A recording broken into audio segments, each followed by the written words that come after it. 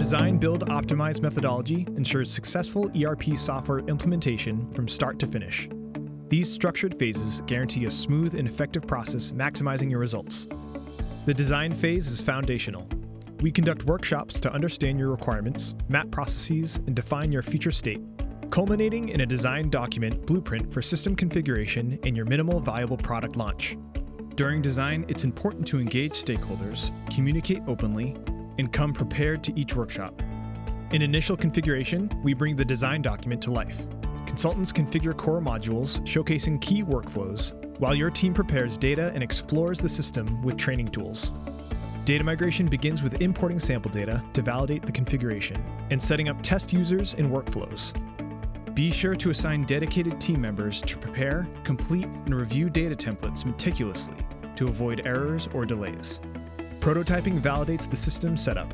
We demonstrate the configured system with your data, allowing you to review workflows, identify adjustments, and sign off on accuracy.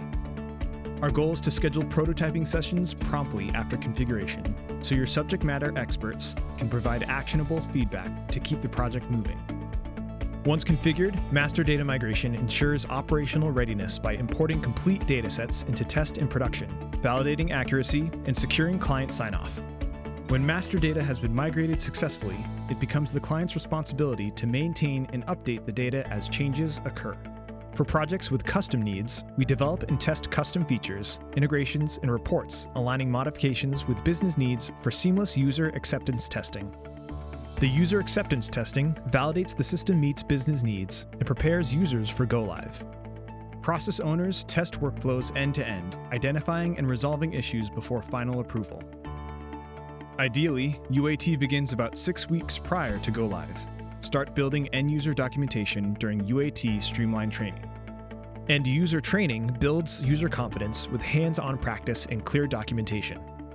It's the client's responsibility to conduct end-user training. Develop training materials early and ensure that process owners lead training sessions for smooth knowledge transfer. Simultaneous to training, we develop a detailed cutover plan defining activities, resources, and timelines for transitioning to the new system. Conference room piloting is a go-live trial run. Process owners simulate daily workflows while consultants document and resolve final issues. Ideally, CRP is conducted 1 to 2 weeks prior to go-live.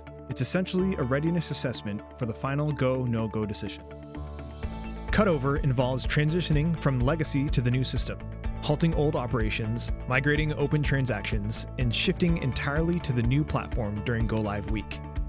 Clearly communicate the cutover plan internally and assign process owners to support end users during this critical transition.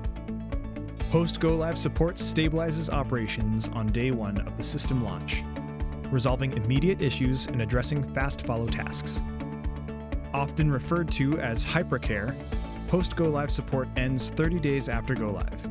The project is closed and the client moves into ongoing support or a continuous improvement cycle via optimization.